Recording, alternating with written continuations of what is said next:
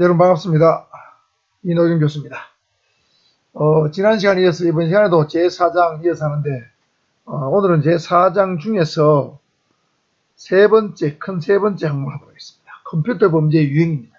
이 부분이 가장 복잡하고 난해하고 또 여러분 이해하기도 좀 어렵고 그렇습니다. 지도자 시험에도 가장 많이 나오고 그래서 아마 연세 드신 분들이 이해하기가 굉장히 좀 어려울 걸 예상이 됩니다. 가능하면 좀 이해하기 쉽도록 제가 설명을 한번 드려보도록 하겠습니다. 컴퓨터 범죄 유형은 참 다양하게 많이 칩니다. 여러분 보통 사이버 테러다, 해킹이다, 이런 말을 많이 듣잖아요. 컴퓨터 스파이다, 이런 말 많이 듣는데 그런 것들이 여기 범죄 유형에 다 해당되는 것들입니다. 사이버 테러 했을 때 한 2000년대 초반만 해도 제가 경찰에 있을 때 그 당시에 부산경찰청장이 사이버 테러가 뭐냐 이런 질문을 했는데 아무도 사이버 테러가 뭔지 제대로 답을 할 수가 없었습니다. 왜? 사이버 테러를 그 당시에 당해본 적이 없으니까. 오프라인 테러는 느낌 딱 오잖아요. 바로 감이 오는데 사이버 테러는 도대체 어떻게 한다는 거야? 사이버 테러가 되면 무슨 일이 일어난다는 거야? 이렇게 감이 안 왔기 때문에 사실 몰랐던 거죠. 지금은 대충 사이버 테러가 디도스 공격 같은 게 사이버 테러구나. 대충 감을 잡습니다. 그래서 이번 시간에는 이제 그 컴퓨터 범죄의 다양한 유형에 대해서 한번 차례차례 한번 살펴보도록 하겠습니다. 먼저 컴퓨터의 부정 조작입니다. 컴퓨터의 부정 조작. 자, 컴퓨터 자체를 조작하는 걸 부정하게 조작한다는 얘기죠. 그러니까 컴퓨터 부정 조작의 개념은 어떤 행위자 또는 사용자가 컴퓨터의 처리 결과나 출력 인쇄를 변경시켜서 자신이나 제3자가 재산적 이익을 얻도록 컴퓨터 시스템 자료 처리 영역 안에서 정상적 운영을 방해하는 행위입니다. 쉽게 말하면 컴퓨터 사용자가 컴퓨터 시스템 자료 처리를 하면서 컴퓨터 시스템의 정상적 운영을 방해하는 행위입니다. 시스템의 정상 운영을 방해하는 행위를 컴퓨터의 부정 조작이라고 부르는데 여기에는 크게 네 가지가 있습니다. 입력을 조작하거나 출력을 조작하거나 프로그램을 조작하거나 콘솔을 조작하거나 이 중에서 여러분 콘솔이라는 용어가 굉장히 낯설고 좀 생소할 겁니다. 살펴보면 입력 조작은 컴퓨터 데이터를 입력하는 데 쓰는 자료가 있습니다. 입력 매체가 있죠. 입력 매체를 조작하는 거예요. 그 입력 매체는 크게 보면 네 가지가 있어요. 천공 카드, 천공 테이프, OMR 카드, OCR 카드. 여러분 OMR 카드, OCR 카드는 여러분 많이 들어봤고 많이 봤을 겁니다. 그리고 이 네 가지 주로 입력 매체의 일부분을 조작하는 거예요. 그래서 결과가 엉뚱한 결과가 나오는 거죠. 입력 자료가 잘못되면 출력 자료나 결과 자료는 당연히 잘못되는 거죠. 그래서 천공 카드나 천공 테이프를 한번 볼까요? 이게 천공 카드입니다.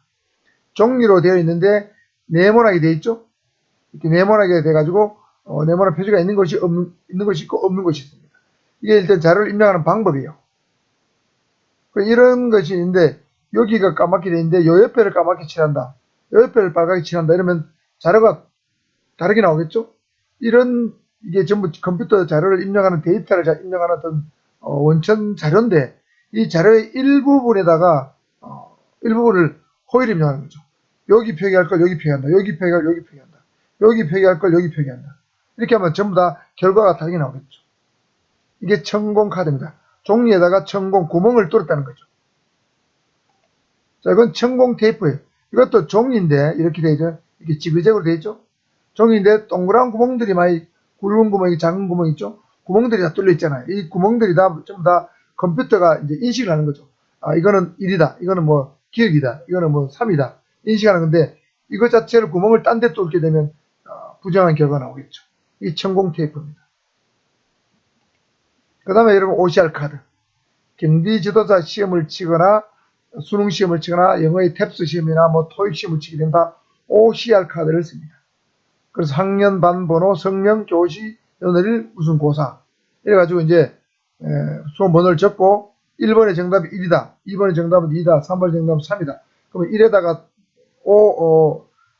컴퓨터형 사인펜으로 이렇게 표시를 하겠죠. 1, 2, 3, 4, 5 이렇게 표기를 하는데 이거를 1을 지우고 예를 들면 어떤 사람이 O를 표기했다. 그러면 결과가 1번이 정답인데 O를 표기하면 1번 틀리게 되겠죠.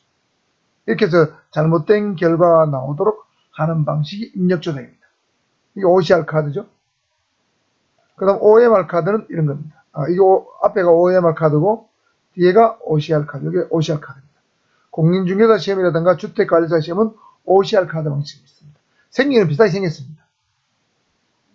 그러니까 신분 살행사항을 집어넣고 수험 번호를 집어넣고 그 다음에 1번에 1, 2, 3, 4, 5 오지선다형이죠. 오지선다형 이렇게 해가지고 쭉 백몇 번까지 집어넣죠. 이것도 마찬가지로 1번의 정답이 1인데 4로 표기했다. 2번의 정답이 2인데 5로 표기했다. 그러면 잘못된 결과가 나온 거죠. 제 몇 회, 몇 년도 제 몇 회, 무슨 공인중개사 국가자격시험 답안지 이런 식으로 되어 있죠. 이런 어떤 입력 매체의 일부를 부정조작해서 엉뚱한 결과가 나오도록 하는 것이 바로 입력 조작입니다. 출력 조작은 올바르게 출력된 자료를 사후에 변조하는 거예요. 이거는 쉽게 말하면 인쇄된 프린트물을 뭔가를 이용해서 지우면서 변조하는 거죠. 예를 들면 1을 7로 바꾼다든지, 3을 8로 바꾼다든지, 이렇게 하는 건데, 이거는 사실은 공문서나 사문서를 위조하거나 변조하는 행위에 해당됩니다. 그래, 엄격히 말하면 컴퓨터를 이용하는 게 아니고, 컴퓨터를 이용해서 프린터로 출력된 출력물을 조작하는 것이기 때문에, 사실은 컴퓨터 범죄 유형이 넣기 곤란하지만, 우리 이론상으로 민간경비론에서 컴퓨터 범죄 유형 속에 컴퓨터 부정조작 범주 안에 출력 조작으로 들어있습니다. 출력 조작도 컴퓨터 범죄 한 유형이다. 이렇게 알아두셔야 되고요. 그 다음 프로그램 조작입니다. 프로그램 조작은 프로그램을 구성하는 각각의 명령이 있습니다. 엉뚱한 명령을 넣는 거죠. 변경하거나 삭제하거나 새로운 명령을 넣으면 결국에는 기존 프로그램의 결과가 다르게 나오게 되겠죠. 여기서 이제 프로그램이라는 것은 컴퓨터 프로그램인데 컴퓨터가 명령을 처리할 수 있도록 지시하는 명령어들의 집합입니다. 주로 문자나 숫자로 구성됩니다. 숫자는 주로 이진법을 쓰죠. 0과 1, 이진법. 0, 1, 0, 1, 1, 0, 1, 11, 이렇게 쭉 숫자를 입력하죠. 그래, 문자나 숫자를 집어넣어서 어떤 명령을 실행하는 것이 프로그램이죠. 여러분이 가장 잘 아는 프로그램은 워드 프로그램이죠. 한글과 각종 숫자나 문자를 입력하기 좋은 것이 워드입니다. 그 다음에 파워포인트 프로그램, PPT, 엑셀 프로그램, 이러면서 다 많이 배우고 있죠. 그 다음에 동영상 편집 프로그램, 제가 쓰고 있는 홈캠 같은 동영상 전문 편집 프로그램, 그 다음 각종 게임 프로그램, 이런 것들은 다 프로그램이죠. 여기에 들어가는 어떤 이 프로그램의 명령을 조작하게 되면 결과가 다르게 나오겠죠. 이것이 바로 프로그램 조작이 되겠습니다. 그 다음에 콘솔입니다. 자, 이 콘솔이 문제인데, 콘솔은 뭐냐면, 콘솔 한번 보겠습니다. 콘솔은 CONSOL입니다. 프랑스에서 나오는데 어떤 어떤 틀을 말합니다. 기본적으로 원래 어떤 틀입니다. 예를 들면 어떤 가구가 있다고 여러분 책상 침대에 보면 침대 옆에 조그만 탁자를 놓죠. 그걸 어떤 콘솔이라고 불러요. 어떤 벽에 다리가 두 개밖에 없어가지고 벽에 기대어 놓는 어떤 작은 어떤 탁자 같은 거, 테이블 같은 걸 원래 콘솔이라고 불렀어요. 근데 그것이 이제 점점 진화해 나가서 사용자가 컴퓨터를 조작하고 제어하기 위한 어떤 조작 틀 또는 각종 기기 계기반 이런 것을 콘솔이라고 부릅니다. 여러분 콘솔 박스 있잖아요. 우리 자동차에도 보면 운전석과 조수사이에 콘솔 박스가 있죠. 그 다음에 거기에 무슨 기아도 넣고 막 하잖아요. 그게 다 콘솔 박스입니다. 사용자가 뭔가를 제어하기 위한 조작 틀이나 계기반을 콘솔이라고 불러요. 이렇게 변질됐습니다. 원래는 작은 탁자에서 그런 걸 변질된 거예요. 그래서 주로 컴퓨터의 조작 틀은 뭡니까? 키보드를 많이 하거나 마우스를 쓰죠. 그 다음에 화면에 모니터가 나타나죠. 이런 것들 주로 키보드나 마우스 입력 장치고 모니터는 출력 장치죠. 그리고 모니터에 키보드나 마우스나 모니터 같은 입출력 장치를 보통 콘솔을 부릅니다. 컴퓨터 콘솔이죠. 그래서 이 콘솔을 통해서 사용자는 컴퓨터를 작동시키거나 명령을 입력하거나 정지시키거나 프로그램을 입력하거나 뭐 문자나 숫자를 입력하거나 뭐 이렇게 하는 거죠. 그 다음에 오류가 발생할 때 컴퓨터 상태를 정상화하는 작업하죠. 예를 들면 컨트롤 알트 대를 누르게 되면 컴퓨터가 예를 들면 뭐가 작동이 안 된다. 화면이 작동 멈췄다. 이럴 때 컨트롤 알트 대를 눌러서 컴퓨터를 정상화시키는 작업할 때도 이 콘솔을 쓰게 되죠. 자, 정리하면 키보드나 마우스, 모니터 같은 것을 콘솔이라고 부른다. 이런 걸 조작한다는 거죠. 콘솔 조작. 그래서 그런 콘솔을 조작해서 자료를 처리한 과정에서 어떤 정보를 변경시키는 행위가 콘솔 조작입니다. 예를 들면 키보드도 여러분 내가 A를 누르는데 A가 눌러지고 S가 눌러지게 만들었다. S를 누르게 만들면 다른 결과가 나오겠죠. A 옆에 S가 있죠. S 옆에 D가 있죠. 이렇게 하는 것이 콘솔 조작이 되겠습니다. 자, 그래서 컴퓨터의 부정 조작의 유형에는 4가지가 있다. 입력, 출력, 프로그램, 콘솔. 4가지 유형을 두시기 됩니다. 다음은 컴퓨터 파괴 행위입니다. 컴퓨터 파괴 행위는 간단합니다. 여러분 컴퓨터의 구성이 하드웨어와 소프트웨어, 그 다음에 사용자, 데이터로 되어 있다고 그랬죠. 그 중에서 하드웨어를 파괴하거나 소프트웨어를 파괴하는 범죄가 컴퓨터 파괴입니다. 하드웨어는 눈에 보이는 걸 그랬죠. 그래서 가장 중요한 눈에 해당되는 저항 처리 장치인 CPU를 통째로 부수거나 기억 장치인 램이나 롬을 부수거나 키보드나 마우스 자체를 파괴시키면 이건 하드웨어 파괴입니다. 물리적으로 파손시킨 망치 같은 걸 파손시키는 거죠. 옥상에 집어 던진다든지. 그 다음에 소프트웨어 눈에 보이지 않는 프로그램이라고 그랬죠. 일종의 운영체계 OS 같은 거, 윈도우 같은 거, 유닉스 같은 거. 운영체계는 여러분 대표적인 게 윈도우고 두 번째는 유닉스 같은 거 있어요. 이제 운영체계 자체를 파괴하거나 또는 컴퓨터 프로그램을 파괴하는데 파괴하는 방식은 다양한데 주로 강력한 자석을 컴퓨터에 이렇게 본체에 대면 자료를 다 빨아들입니다. 프로그램 다 없어져 버려요. 그 다음에 강력한 열기를 가하거나 물에 담그거나 하면은 소프트웨어가 파괴되는 거죠. 이렇게 하는 것을 소프트웨어 파괴라고 합니다. 세 번째는 컴퓨터의 부정 사용입니다. 컴퓨터 부정 사용은 뭐냐면 부정 조작과 달리 컴퓨터를 사용할 권한이 없는 사람이 남의 컴퓨터를 마치 자기 컴퓨터인 것처럼 일정 시간 동안 사용하는 행위입니다. 그래서 이 컴퓨터 부정 사용을 시간 절도라고 합니다. 남의 컴퓨터를 내 컴퓨터만큼 그 시간만큼 쓰는 거죠. 내가 남의 컴퓨터에서 1시간 썼다. 그 1시간 동안 남의 컴퓨터를 허가 없이 쓴 거죠. 시간 절도라고. 이걸 컴퓨터 부정 사용이라고 합니다. 이런 일들은 예를 들면 내 동료가 내가 컴퓨터에 자리에 없는 사이에 내 자리에 와서 내 컴퓨터를 들여다봤다. 이건 컴퓨터 부정 사용이죠. 네 번째는 컴퓨터 스파이입니다. 이거는 경제적 이익을 목적으로 컴퓨터 시스템 안에 있는 자료를 또는 정보를 권한 없이 획득하거나 불법 이용하거나 또는 누설시켜서 타인에게 재산적 손해를 야기시키는 행위입니다. 자, 이 컴퓨터 스파이의 대표적인 형태는 바로 선박 설계 도면을 빼돌려서 중국에 팔아먹었다. 예를 들면 모 조선소의 이사, 기술 담당 이사 또는 설계 담당 이사 또는 설계 담당자가 돈 몇십억을 받고 중국의 조선소에 팔아먹었다. 그럼 설계 도면을 컴퓨터인 걸 빼돌렸죠? 그럼 이게 컴퓨터 스파이라는 거죠. 경제적 이익을 목적으로 이 친구는 도면을 빼돌리면 경제적 이익을 목적이죠. 그럼 회사 입장에 보면 재산적 손해가 발생합니다. 권한 없이 불법으로 누설한 거죠. 사실 우리나라 조선소에 이런 행위가 많았다고 그러죠. 특히 구조정 어디 갔던 조선소는 이런 일이 많았다고 합니다. 그 중국 정부에서 아주 의도적으로 접근해 온 거죠.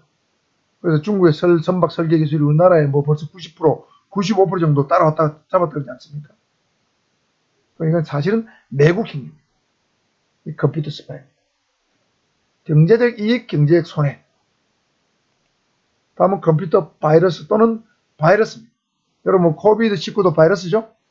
이런 것도 우리 이제 화학 무기로서 쓸 수 있는 바이러스인데 이 컴퓨터의 바이러스의 어떤 성향을 가진 것을 컴퓨터 바이러스입니다. 여러분 바이러스는 여러분 다양한데 전염되잖아요. 감기 바이러스, 코비드, 오미크론 전염되잖아요.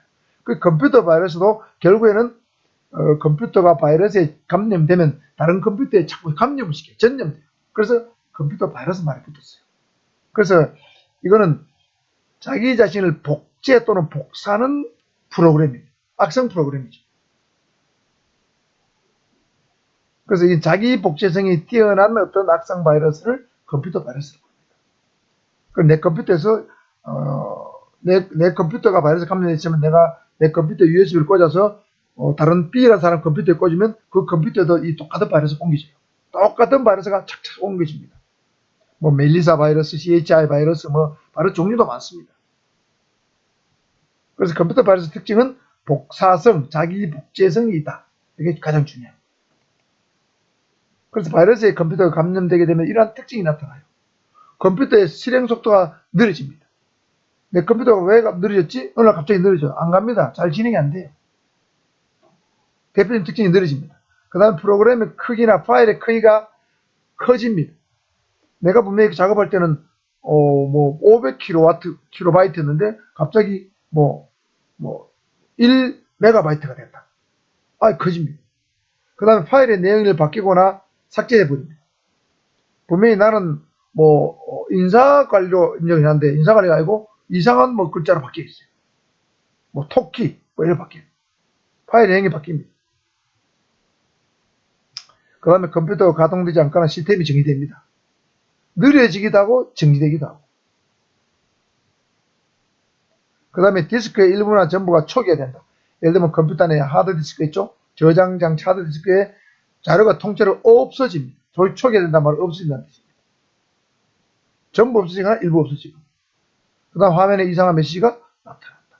이런 것들이 주로 바이러스에 감염됐을 때의 특징이 되겠습니다. 바이러스의 종류는 워낙 많기 때문에 그 부분은 설명하지 않겠습니다. 그 다음 바이러스 감염됐을 때의 예방책입니다. 개인적 예방책입니다. 일단 백업을 해야 됩니다. 데이터 손실 최소화에 사전 백업을 해둔다. 예를 들면 컴퓨터로 문서를 만들잖아요. 파일이나 문서를 만들게 되면 그걸 반드시 여러분 USB 같은데 저장을 해야 됩니다. 또는 N드라이브 같은데 저장해야 되겠죠. 그 다음에 항상 최신 백신을 설치해서 백신을 수시로 가동시켜야 됩니다. 그리고 항상 백신을 최신 버전으로 업데이트 시켜야 됩니다. 백신도 자꾸 악성 바이러스가 나오기 때문에 그 바이러스를 잡기 위해서 새로운 백신을 만들어냅니다. 네이버나 다음 같은 데서 만들어내죠. 그 다음에 백신으로 컴퓨터 입출력 장치를 항상 감시해야 됩니다. 백신 검사하면 되죠. 백신을 실행시키면 자동으로 감시합니다. 악성 바이러스를 몇 개를 찾아냈습니다. 삭제했습니다. 뜨죠? 그 다음에 이메일을 함부로 열어보면 안 됩니다. 여러분 이메일 날아오면 오빠 오늘 밤 외로워요. 이런 이상한 메일, 자극적인 메일 날아오잖아요. 이런 메일 열어보면 안 돼요. 출처가 불분명하거나 불투명한 첨부 파일 오면 열어보면 안 됩니다. 가능하면 열어보지 마세요. 물론 실행 전에 백신으로 검사하는 방법도 있지만 가능하면 안 열어보면 좋습니다. 여러분 보고 이건 좀 메일이 내한테 올 메일이 아닌데 이상한데 이러면 안 열어보면 좋겠죠. 그 다음에 불법 소프트웨어는 바이러스에 감염되었을 가능성이 높기 때문에 정품을 쓰는 게 좋습니다. 물론 돈이 좀 들겠죠. 윈도우 정품을 쓴다, 한글 정품을 쓴다, 곰캠 정품을 쓴다, 다 돈을 듭니다. 저도 곰캠 프로그램도 무료판이 있고 유료판이 있어요. 무료판은 20분 동안만 동영상을 제작할 수 있습니다. 근데 20분이 넘어가면 제작이 스톱돼 버립니다. 유료판은 제가 돈을 주고 구매를 했는데 제가 지금 이 노트북에 설치한 것도 홈캠 유료 소프트웨어입니다. 정품을 써야 된다.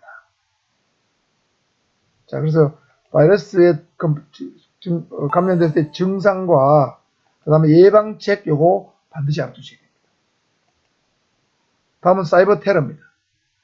사이버 테러 아까 제 수업 첫째 말씀드렸죠? 초기에. 사이버 테러 개념은 국가기관 또는 기업, 공공기관의 중요 컴퓨터에 부정한 방법으로 침투해서 컴퓨터 시스템 자체를 파괴하거나 마비시키는 겁니다. 국가기관이나 공공기관이나 기업의 컴퓨터 시스템을 주로 파괴 또는 마비시키거나 접속을 지연시키는 것. 주로 사이버 테러입니다. 그런 개념입니다.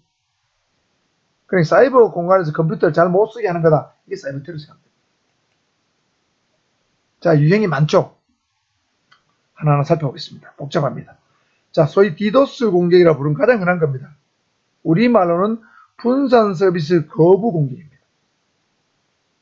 자, 이 디도스 공격은 내가 공격하고 싶은 사이트가 있어요. 예를 들면 선거관리위원회 사이트가 있다. 공격하고 싶다. 그러면 선거관리위원회 홈페이지를 공격을 하는데 어떻게 하냐면 내가 예를 들면 공격자가 여러 컴퓨터 수백 대 수천 대의 컴퓨터에서 한꺼번에 선관위 홈페이지에 엄청난 양의 패킷을 전송시킵니다. 패킷이라는 것은 뭐냐면 컴퓨터에서 사용하는 정보의 처리 단위입니다. 그러니까 너무 많은 정보를 보내게 되면 그 선거관리위원회 홈페이지에 다른 사람들이 접속해야 되는데 특정 컴퓨터에서 너무 정보를 많이 보내보니까 일반 다수, 다른 불특정 다수는 접속할 수 없어요. 접속이 안 되거나 지연되는 겁니다. 그래서 특정 컴퓨터 시스템이 다른 일을 처리하지 못하게 하는 수법이죠. 예를 들면 선관위 홈페이지를 마비시켜서 오늘 내가 투표할 투표 장소를 알고 싶은데 홈페이지 접속이 안 돼가지고 투표를 못하게 만드는 방법이에요. 이게 2011년대로 났죠. 그래 일반적인 정상적 사용자들이 해당 사이트에 접속할 수 없게 하는 것이 바로 디도스 공격인데 사이버 테러의 대표가 바로 디도스입니다. 그래서 북한에서 우리나라 중요 기관에 대해서 디도스 공격을 한 바가 있죠. 또 2013년도에는 6월 25일에 사이버 테러 한 적이 있습니다. 자, 근데 우리말로 왜 분산 서비스 거부 공격이냐면 디도스라는 말이 Distribute Denial of Service입니다. 그러니까 서비스를 거부하는데 이게 디스트리뷰트는 나눠준다는 뜻이죠. 분산해서 서비스를 나눠주는 것을 거부시킨다. 못하게 한다는 뜻이죠. 그러니까 일반 불특정 다수인이 컴퓨터 특정 사이트에 접속할 수 있는 그런 서비스, 접속해야 할 수 있는 서비스를 못하게 한다 해서 분산 서비스 거부란 말이 붙었어요. 나는 접속하고 싶은데 거부당한 거죠. 그래서 디도스란 말이에요. 디도스는 분산 서비스 거부 공격이다. 또는 서비스 거부 공격이다. 이렇게 부르기도 합니다. 자, 디도스 가장 중요합니다. 그 다음 논리 폭탄이라는 라직 밤이라고 불러요. 영어로 라직 밤이에요. 그 논리적인 폭탄의 뜻이죠. 그래서 논리 폭탄은 무슨 뜻 말이냐면 특정 조건이 충족돼야만 컴퓨터가 내가 공개하고 싶은 컴퓨터의 파괴 활동을 시작하는 거예요. 그런 바이러스를 논리 폭탄이라고 합니다. 예를 들면 13일에 금요일이 되면 그 13일에 금요일에 해당되는 날만 이 바이러스가 작동해요. 논리 폭탄이 작동해요. 그래서 그 컴퓨터에 든 자료 같은 거를 파괴하는 거죠. 이걸 논리 폭탄이라고. 논리적 조건이 성사될 때만 작동하는 거죠. 우리 법학개론에서 마치 정지조건부 법률행위하고 비슷한 거예요. 허프건입니다. 허프건은 우리 일상생활은 엄청나게 많은 전자제품들이 있죠. 컴퓨터, TV, 각종 가전제품, 그 다음에 항공기, 선박, 전부 다 전자제품입니다. 이 전자파가 나오잖아요. 근데 이 전자파가 나오는 전자제품, 모든 류의 전자제품에 고출력 전자기장 또는 전자파를 쏘게 되면 이 전자제품의 작동이 멈춰버립니다. 또는 오작동이 발생합니다. 이런 것을 허프건 공격이라고 합니다. 그러니까 이 고출력 전자파를 쏘는 어떤 항공기도 있고 그런 어떤 지상 무기도 있어요. 이게 허프건이. 그러니까 건은 총이라는 뜻이잖아요. 전자총이라는 뜻입니다. 전자총. 그래서 우리나라 국가 통신 시스템, 전력, 물류, 에너지 시스템들을 마비시키는 거예요. 그 다음에 중요 기업의 컴퓨터를 마비시키는 거예요. 그러니까 아무런 외적인 손상이 없이 어떤 컴퓨터를 쓰지 못하게 만드는 방법이 허프건입니다. 최근 북한에서 우리나라 민간 항공기에 대고 허프건을 발사해서 GPS 기능을 마비시킨 적이 있습니다. 쉽게 말하면 항공기에 자동 항법 장치가 있는데 자동 항법 장치를 마비시켜야 되니까 수동으로 비행기를 작동시켜야 돼요. 그래서 큰 혼란이 난 적이 있어요. 그래서 아마 미국도 만일에 북한하고 전쟁이 난다면 미국에서 엄청난 허프건을 발사하는 항공기가 있습니다. 그래서 북한에 있는 모든 전자제품을 마비시켜버린 거죠. 비행기도 못 뜨도록, 그다음에 대포도 못 쏘도록. 그럼 구식 무기는 영향이 없어요. 이런 것이 허프건 공격이에요.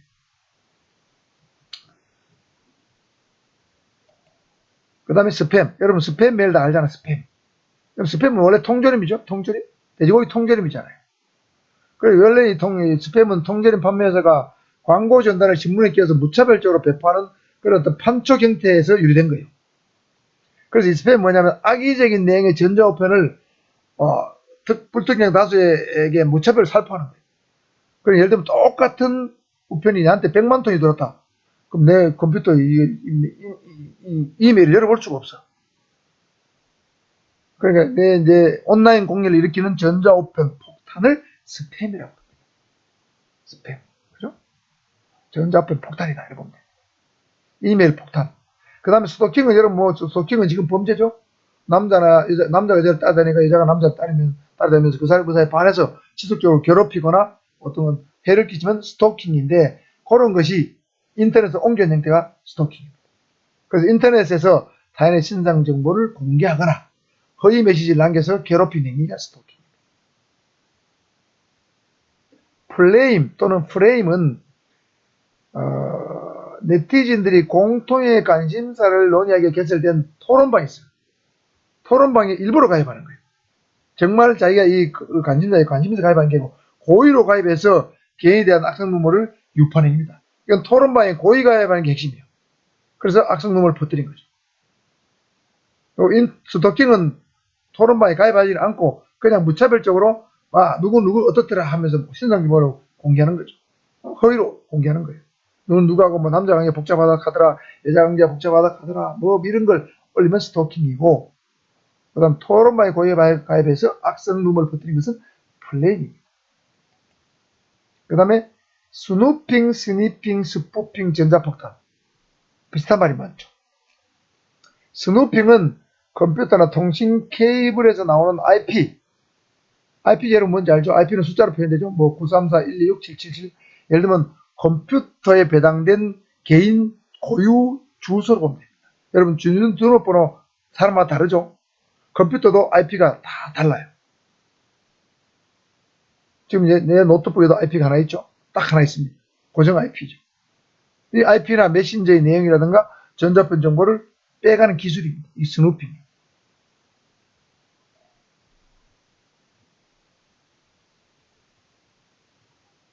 그리고 2014년도에 미국의 NSA라는 국가안보국에서 전 세계 주요 정상들과 기업 정보를 이 스누핑 방식으로 정보를 뺐죠. 각 정상들이 누구와 어떤 내용으로 통화를 하는지, 어떤 메신저를 주고받는지 일단 빼냈습니다. 이 스누핑이에요. 스니핑은 네트워크상에 흘러다니는 트래픽이나 패킷을 도청하는 프로그램이 있습니다. 스니퍼 프로그램을 이용해서 어떤 데이터를 몰래 빼가는 행위입니다. 보통 이 네트워크상에는 정보를 보낼 때 패킷이나 트래픽을 보낸다 그러죠. 패킷이나 트래픽은 대부분 암호화가 안 되어 있습니다. 그러니까 트래픽이나 패킷 자체를 빼내면 무슨 말을 주고 있는지 알 수 있다는 거죠. 평상하니까. 그걸 빼내는 프로그램이 스니퍼 프로그램. 그래서 스니핑이라고. 그 다음에 스푸핑은 정상 시스템으로 가장해서 사용자의 권한을 부정하게 획득한 후에 정보를 빼가거나 또는 허가받은 IP를 이용해서 로그인을 하는 거죠. 그러니까 이게 IP 주소나 이메일 주소를 바꿔치기 하는 수법을 많이 씁니다. 내가 A가 B의 컴퓨터에 들어가면서 마치 B인 것처럼 가장해서 들어가는 수법이죠. 그래서 정보를 빼가는 거죠. 이게 스푸핑.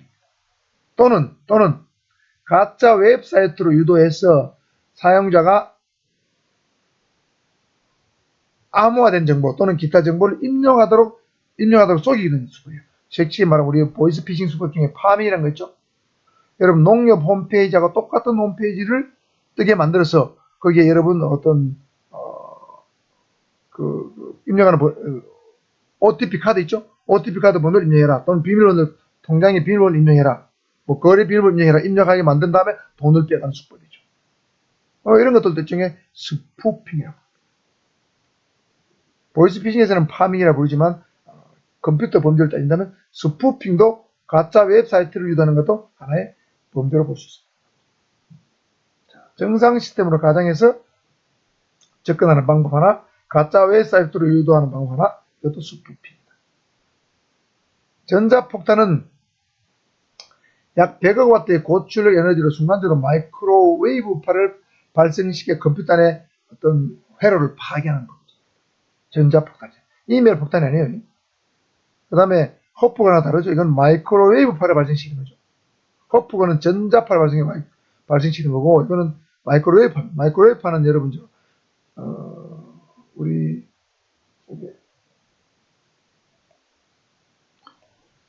마이크로웨이브파는 주로 이제 우리 일상생활에서는 이제 뭡니까? 전자레인지를 작동시키면 나오는 것이 주로 마이크로웨이브파입니다. 다음은 해킹입니다. 해킹은 여러분 뭐 다 알잖아요. 뭐 유래 이건 굳이 몰라도 됩니다. 해킹의 개념은 뭐냐면 타인의 컴퓨터에 불법 침입하는데 주로 방화벽이라든가 각종 보안망을 뚫고 들어온 거예요. 뚫고 들어와서 정보를 탈취해서 이익을 취하거나 파일을 없애거나 또는 전산망을 마비시키는 어떤 나쁜 행위입니다. 이게 해킹이죠. 해킹하는 사람을 보러 여러분 보통 해커 또는 크래커 이런 거죠. 나쁜 행위를 하는 사람이요. 타인의 컴퓨터에 무단 침입해서 불법 침입해서 정보를 빼가거나 뭐 이익을 취하거나 전산을 마비시키는 행위죠. 주로 정보를 빼가는 행위들이 많죠. 예를 들면 미국 국방성의 전산망에 방화벽을 뚫고 들어가서 미국의 국방성에 있는 자료를 다 빼갔다. 이런 것들이 대표적인 해킹이죠. 해킹의 방법입니다. 유형이죠. 유형. 자, 이것도 많습니다. 굉장히 복잡해요. 데이터 디들링, 살라미, 트로이 목마, 운영자 가장 수법, 트랩도, 패킷 스니퍼링, 뭐 이렇게 쓰레기 줍기, 스카벤징 하는 거죠. 비동의성 공격, 선로 도청, 자료 누출, 샌드메일 버그, 시뮬레이션 모델링. 뭐 이런 것들이 많습니다.